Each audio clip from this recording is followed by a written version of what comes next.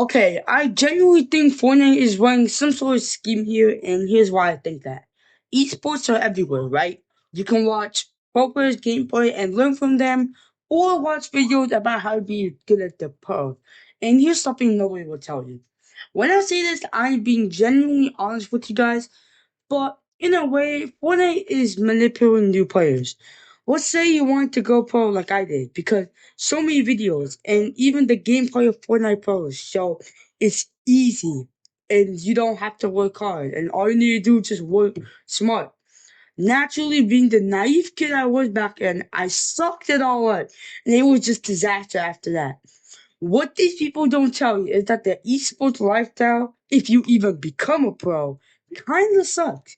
Sure, you technically enjoy playing the game, but when you turn a hobby like gaming into a job, it becomes a lot less enjoyable. You're constantly dealing with drama, such as being dropped by a duo or getting targeted by pedophile, which happens to clicks. Now, going back to my point, how does Fortnite manipulate new players? Studies found that new players are much more likely to buy skins in games because they want to fit in with friends and look cool. This is where Epic Games makes so much of their revenue from. Some skins in Fortnite are like $20. Let that sink in.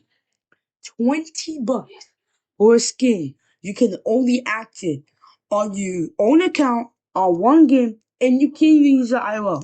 How messed up is that? Like actually think about it. The craziest part is that these skins cost close to nothing since they are digital, so Epic Games profit margins are crazy.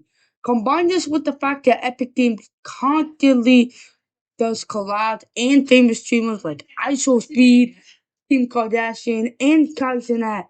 It's no wonder new players spend a decent amount of money in this game. Its collaborations are literally everywhere. Just today, I was watching a YouTube video and I saw an ad for a Fortnite creative map. And guess who it is a collab with? TurboTax, a tax company. I mean, how bad is it to a point where even tax companies are putting creative maps into Fortnite? Now, going back to my point about how people make going pro look so easy and me being such a naive child back then, you have to have luck to become a Fortnite pro. Think about it. Let's say you have 2 hours a day and you want to go pro and you always play creative stuff and always try to compete in tournaments. You're not going pro. Like I'm sorry to say it, but it's true. In a game like Fortnite, you need crazy amounts of repetition to even have a chance at going pro. You know how that's possible? By playing for multiple hours a day. But these kids who parents let them play all day just have it easier when it comes to going pro compared to many normal people's lives. They don't have to worry about grades or schedule or even going somewhere. Take a look at Clicks. He dropped out in 8th grade. And before he did, he already had grades like C's. If you had normal parents or kind of strict parents like me, you know a C is kind of asking like for a death wish, but for your devices. Your parents will probably take away your devices or ground you. If you even rot the thought about dropping out of school to play a game, your parents will look at you like you just became high on weed or something. Let alone loaning you $2,000 to pursue your dream for esports.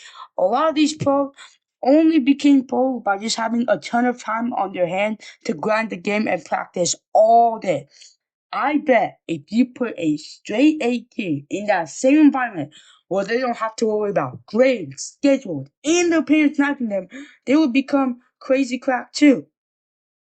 Oh, come on, quit this mouse. It's trash. Anybody can do it, quite literally.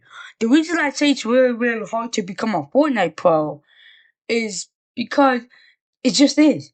Even when you're an actual Fortnite pro, you need to deal with partnerships, sponsors, duels splitting up left and right, tons of trash talk by other people in the Fortnite community, including other pros, and even being turned in tournaments, even if the other team gets the worst place.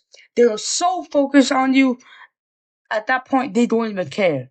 You also have to worry about pushing goods because your whole income and life depend on it.